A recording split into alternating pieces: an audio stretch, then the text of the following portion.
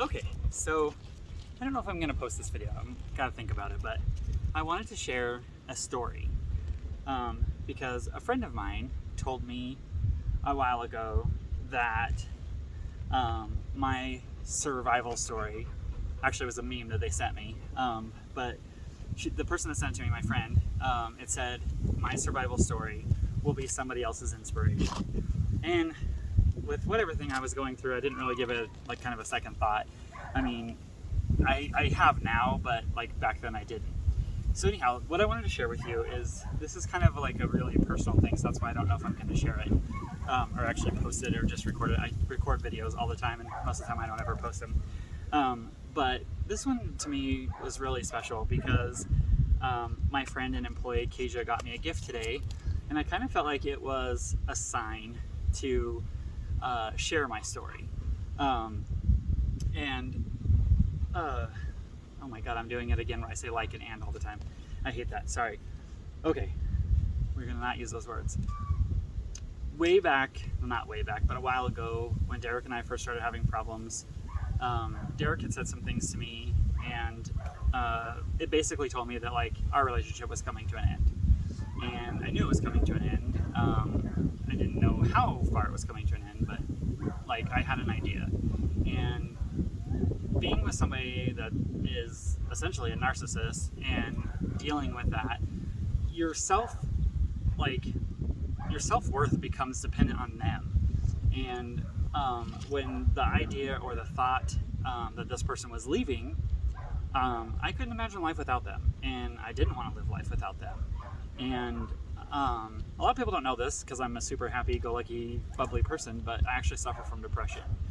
And this is why this is kind of really super personal, is because, you know, over the years, that depression has taken a deep, dark hold, and I've done some really stupid shit and almost taken my life on countless occasions.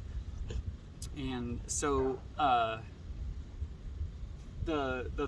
reason that I want to share with you is that I want to share with you is my story, one of these stories that is really touching.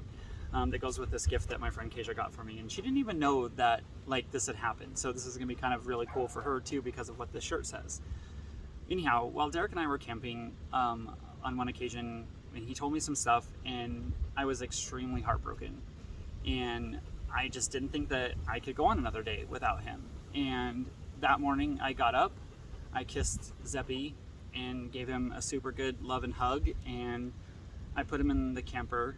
And I hiked up to the top of the mountain, and I took a rope with me, and when I got to our campsite, to this wooded area, secluded wooden area, I fashioned a noose, like hung it over a tree, and went and walked around and found a log to like step on to be able to jump off of. And I was sitting there after I found the log, and I put it in place underneath the rope and stuff, and I was sitting there and I was crying, and a part of me was like, you know, I don't really want to do this, and a part of me was like, your life sucks, you know, you're not going to have Derek anymore, like just be done with it. And so I was like sitting there crying and trying to like talk myself out of it, talk myself into it kind of deal. And I had what my therapist calls a kiss from God. And I don't know if you're religious or not, but I believe in God. And I really think that like now, especially looking back with what I've been through and what was happening, like it wasn't worth it, and like it was a stupid thing, and like God intervened. And the crazy part about it is when I was doing this, I was thinking about my sister. And I don't know if you guys know this or not, but my sister was killed in a tragic train truck accident. And I was thinking about my sister as I was crying and going through all this, and just like kind of wishing that I could switch her places and she could be alive and I could be dead. And I felt this like pressure and a warmness on the back of my back, and the pressure like pushed like as if it was somebody's hand.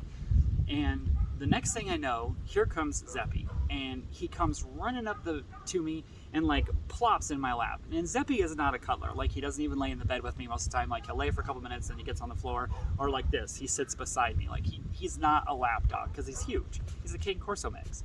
And he came and he laid in my lap and he put all of his weight on me and he just laid there. And I can't show you because I'm using the phone that it's on, but I actually took a picture of it because I was just like, what the hell? Like, this is so weird and like divine or something. And so like Zeppy is laying there and I'm crying and I'm like hugging him and I'm just like, you know, like I'm taking it as a sign, like this is not something I should be doing. And so I got up, I yanked the rope down as hard as I could and snapped the tree limb off, and I hiked down to the top or to the bottom of the mountain. And there was Derek sitting at the campsite, and I was like, did you let Zeppy out? And he's like, no, he got out of the camper. I didn't know how the hell he got out. And he was like flipping out, and I just started crying, and I like fell to my knees. I wrapped my arms around my dog, and I hugged him, and I was just like, thank you, Zeppy. Like, you just saved my life, dude. And like, I was so emotionally like, just, it was crazy. And so then Derek, of course, asked me what was happening, and so I told him, and then he yelled at me and told me that like I would cause him to relapse if I did that, and blah blah blah. But I'm not gonna go into that because honestly, I don't think he would have gave a shit. So here is what Keisha got me, and the message on this shirt says, "In my darkest hour, I needed a hand and found a paw." And so when I opened this gift today and I got it, I seriously almost started crying because that to me was. That day was just something else. And I've talked to my shrink about it so many times, and I'm not depressed anymore. Like, I'm at a really good point in my life. I'm actually doing fantastic, but I had to call my therapist like every day and check in with her because it was rough. It was a super rough time. I was not in a good place in life, and in fact, I don't want to even go into any of that because I don't want to talk about Derek. But I wanted to share this message because there's a lot of people out there that have depression. There's a lot of people that are going through a crappy point in their life, evictions, car repossessions, loss of a job, you know, having nothing. And like, there's always somebody that is going to need you. And one of the things that my therapist told me is, that I will say this, is that if I had killed myself, Derek wouldn't have cared. The only people that would have cared were my friends and the people that cared most about me. And of course, my dogs. Like, what would have happened to my dogs? And I don't know. And so like, she told me to think about that like the next time. And so like, if you're in that place, if you are depressed, if you suffer from depression and you need someone to talk to, like, reach out to me, reach out to a friend, post it on Facebook. Like, a lot of people be like, oh, they just need attention, blah, blah, blah, blah, blah. Like, that's a small cry for help. And I would rather somebody cry for help than make a stupid decision. Because as my old therapist used to tell me all the time, suicide is a permanent solution to a temporary problem. And the feelings that we're feeling at the time when these things are consuming us and just like devouring us, like, you're not going to feel that way forever, and you will get out of it and you will move on, and those feelings will subside. I'm happy right now. Like, life is really good. I found me, I'm finding me, and like, you will too if you're in that place. And like, so I beg of you to reach out to a friend, reach out to any of the suicide helplines. If you Google how to kill yourself, Google instantly shows you a whole bunch of like self-help phone numbers.